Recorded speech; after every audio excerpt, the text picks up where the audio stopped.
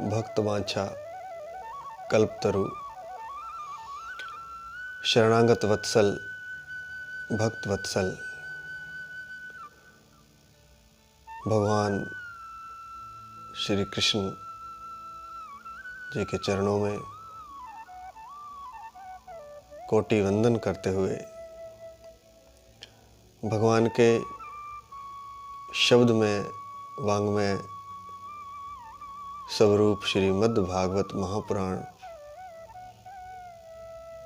को नमन करते हुए, जो कि भगवान का साक्षात शब्दमय स्वरूप है, साथ ही श्री गणेश जी, हनुमान जी, नारद जी, सनकादि ऋषियों, व्यास जी, सुखदेव जी के चरणों में नमन करते हुए और उनसे प्रार्थना करते हुए कि वे स्वयं ही इस कथा को हमारे माध्यम से रसिक जनों, प्रेमी जनों और भक्त जनों में प्रसारित करें। भक्त जनों के दुख को दूर करके उनके हृदय में सुख में अमृतमयी कथा का बीजारोपण करें और वह बीज धीरे धीरे रसिक जनों के हृदय में वृक्ष बने और उसके फल रूपी मुक्ति रस को सभी श्रोतागण जो इस कथा को सुन रहे हैं वे उसके मुक्ति रूप फल को चखें। ऐसी प्रार्थना के साथ हम कथा का प्रारंभ करते हैं। कृष्णं नारायणं वन्दे, कृष्णं वन्दे व्रजप्रियं, कृष्णं द्वैपायनं वन्दे, कृष्णं वन्दे पृथासुतं। सच्चिदानन्दरूपाय विश्वोत्पत्त्यादिहेतवे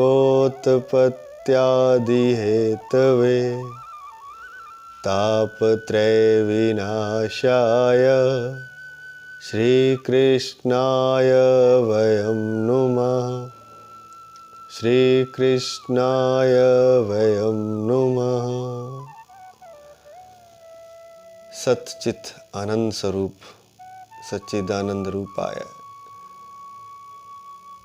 जिसका रूप सत्य है, चैतन्य है और आनंद स्वरूप है, सच्चिदानंद रूपाय, आदि के जो हेतु हैं अर्थात विश्व की उत्पत्ति के जो कारण रूप हैं, बीज रूप हैं, उन भगवान श्री कृष्ण को जो तापत्रय विनाशाय, तीनों प्रकार के तापों का नाश करने वाले हैं, विनाश करने वाले हैं।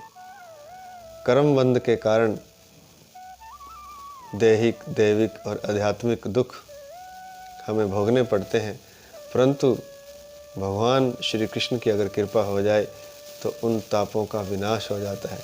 चाहे वो शरीर को रोग आदि कष्ट हो, चाहे मानसिक कष्ट हो, चाहे किसी देवता का कोई प्रकोप हो या कोई आध्यात्मिक कष्ट हो, तीनों प्रकार के कष्टों का विनाश भगवान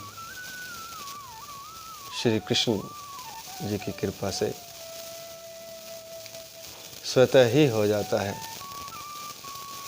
सच्चिदानंद रूपाय विश्वोत्पत्त्यादि हेतवे तापत्रय विनाशाय श्री कृष्णाय वयं नुमः। पिछली कथा में हमने देखा कि गोकर्ण भ्रमण करते हुए सन्यासी की तरह अपने ही गांव में आए और अपने ही घर में जाकर अपने आंगन में सो गए, लेकिन रात को धुंधुकारी ने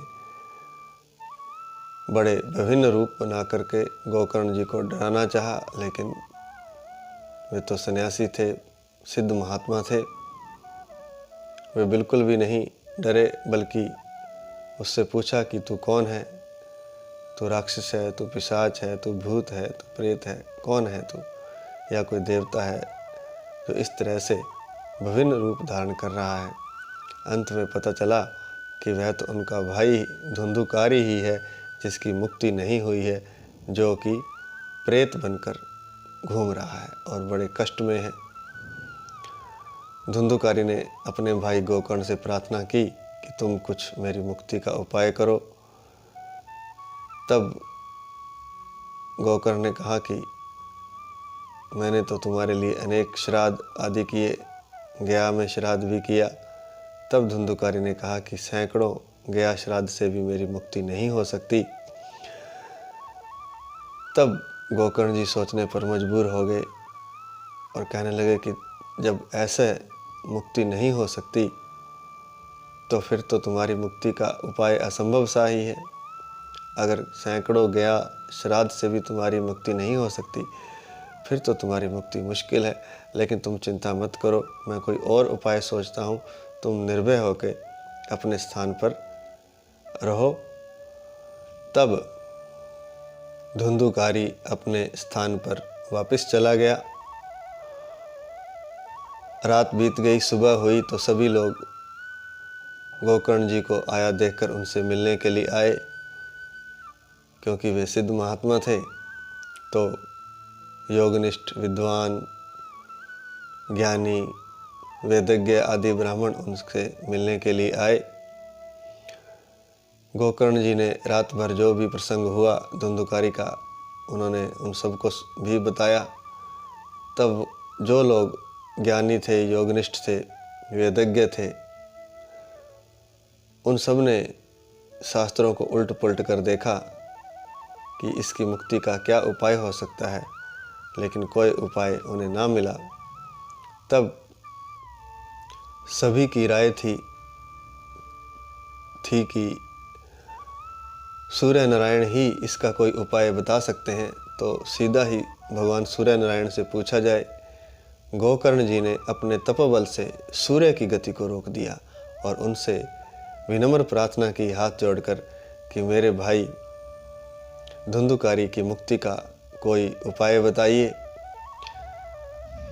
क्योंकि आप तो सारे जगत के साक्षी हैं, आप सारे जगत को देख सकते हैं।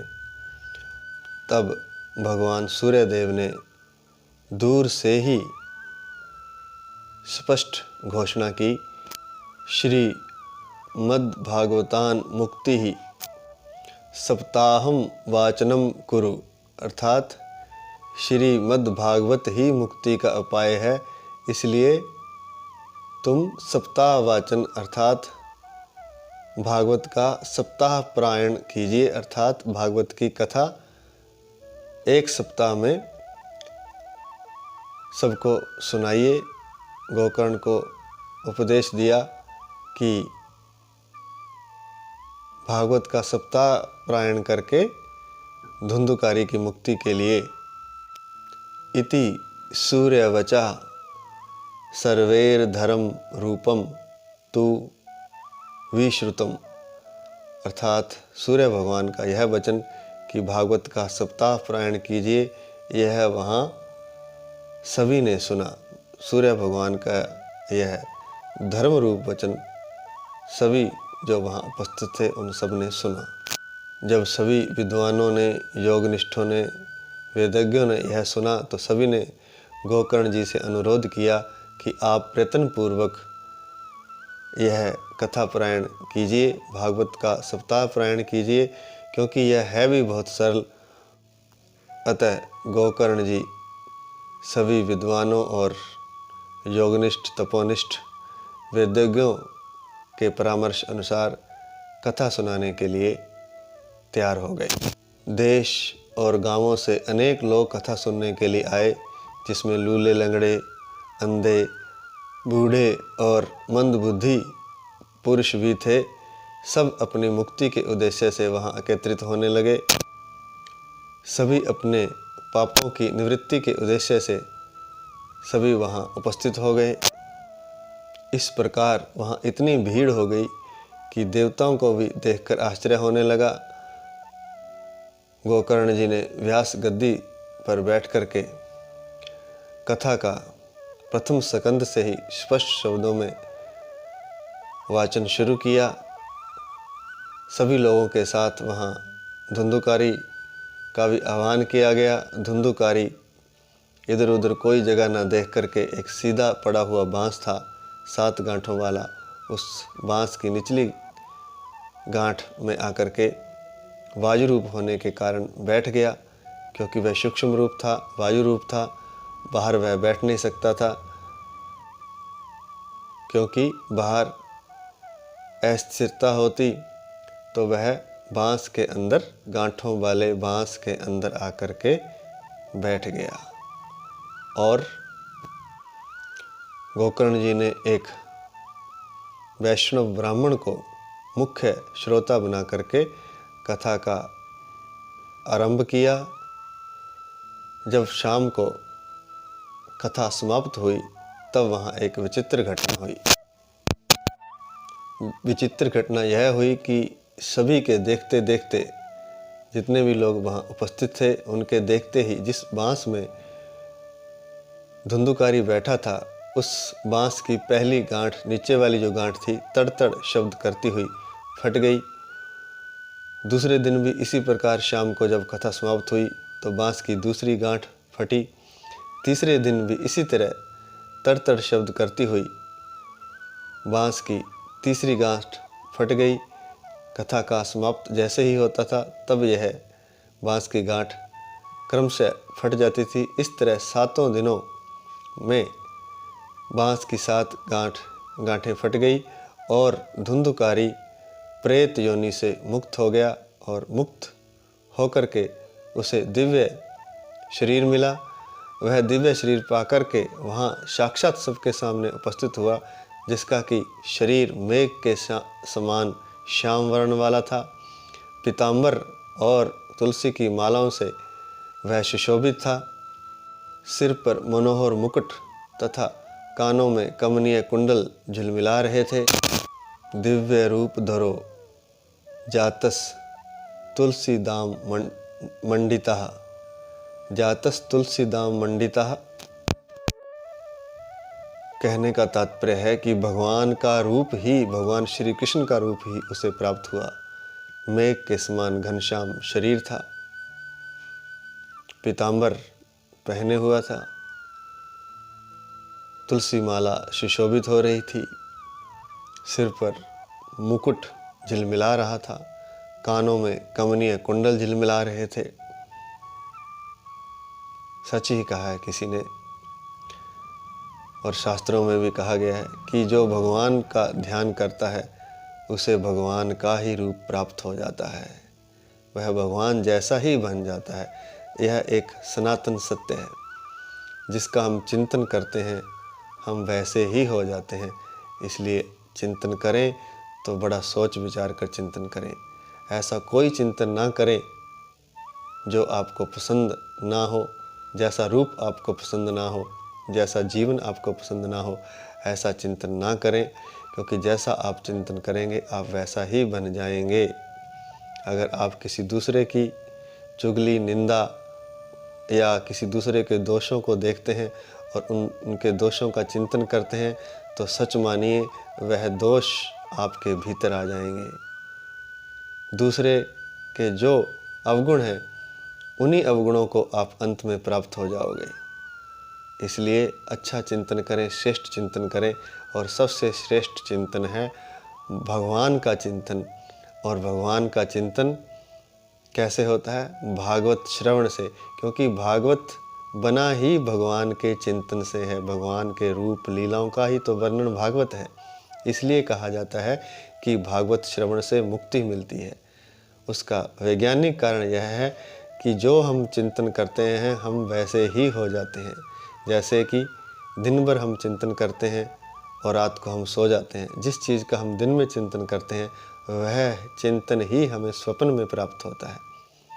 हमें सपने उसी चीज़ के आते हैं जिसका दिन भर हमने विचार किया होता है। तो इसलिए अगर हम जीवन भर श्रेष्ठ चिंतन करेंगे, भगवान का चिंतन करेंगे, भागवत का श्रवण करेंगे, तो क्या होगा? अंत में जीवन के उपरांत जब मृत्यु आएगी, क्योंकि मृत्यु भी एक निद्रा ही है। जैसे प्रतिदिन जीवन होता है, दिन होता है और रात को नींद आ जाती है, नींद एक छोटी मृत्यु है और इस जीवन की समाप्ति जब मृत्यु में होती है तो वह एक बड़ी मृत्यु है, लेकिन असली मृत्यु तो वह भी नहीं है, क्योंकि उस मृत्यु के बाद भी जीवन चलता है। और वो जीवन कौन सा होगा? जैसा आपने अपने जीते जी चिंतन किया होगा पूरे जीवन भर। इसलिए तो कहा जाता है कि सदशास्त्र पढ़ने चाहिए, भागवत का श्रवण करना चाहिए, क्योंकि भागवत का श्रवण करने से भगवान का चिंतन आएगा और भगवान का चिंतन आने से हम भगवान को प्राप्त कर लेंगे, भगवान रूप ही हो जाएंगे। जैसे राधा कृष्ण कृष्ण करते करते राधा हो जाती थी, गोपियाँ कृष्ण कृष्ण करते करते गोपियाँ नहीं रहती थी, कृष्ण रूप ही हो जाती थी, कृष्णमय हो जाती थी। उसी तरह से गोकर्ण ने जब कथा सुनाई तो धुंधुकारी ने 12 स्कंदों की कथा प्रथम स्कंद से सुनी तो भगवान का चिंतन करते करते वह भगवान रूप ही हो गया। इसलिए तो उसका श्याम शरीर था, कानों में कुंडल झिलमिला रहे थे, माथे पर मुकुट था, पीतांबर लहरा रहा था और गले में तुलसी माला सुशोभित हो रही थी।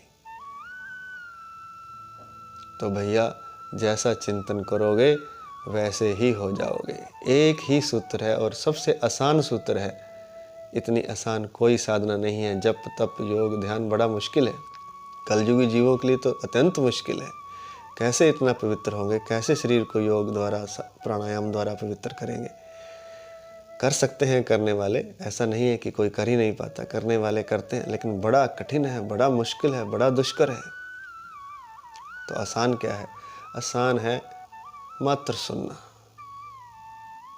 कलयुगी जीवों के लिए कितना सुंदर भगवान ने व्यवस्था की है, ऋषिगणों ने कितनी सुंदर व्यवस्था की है, व्यास देव जी ने कितना अनुग्रह किया है, कितनी अनुकंपा उन्होंने हम जीवों पर बरसाई है कि एक ऐसा शास्त्र तैयार किया है जो भगवान का ही रूप है, जिसको सुनने मात्र से, जिसके श्रवण मात्र से भगवान की प्राप्ति हो जाती है, भगवान का रूप ही हम हो जाते हैं। इससे आसान और श्रेष्ठ और क्या होगा। तो गोकर्ण ने जब कथा सुनाई तो धुंधुकारी भगवान का रूप ही हो गया, मुक्ति प्राप्त हुई। भयंकर प्रेत होने के बावजूद भी, भयंकर दुष्ट होने के बावजूद भी इस कथा से क्या प्रेरणा मिलती है कि कैसा भी दुष्ट हो, कैसा भी पापी हो, चाहे वह प्रेत ही क्यों ना हो, अगर वह एकाग्र चित्त से भूखे प्यासे रहकर 7 दिन लगातार भागवत कथा का श्रवण करता है तो वह भागवत ही बन जाता है, भगवान ही बन जाता है, कृष्ण रूप को ही प्राप्त हो जाता है। जब पीतांबरधारी श्याम शरीर वाले धुंधुकारी ने सबके सामने उपस्थित होकर के गोकर्ण को प्रणाम किया और कहा कि धन्य हो भाई, तुमने मुझे प्रेत योनि से, भयंकर प्रेत योनि से मुक्त कर दिया। और कहा कि धन्य भागवती वार्ता प्रेत पीड़ा विनाशिनी, सप्ताहो अपि तथा धन्य कृष्ण लोक फल प्रदा। अर्थात भगवान श्री कृष्ण के लोक को प्राप्त करवा देने वाली यह कथा धन्य, भगवान श्री कृष्ण के लोक को प्राप्त करवा देने वाली यह कथा धन्य है। और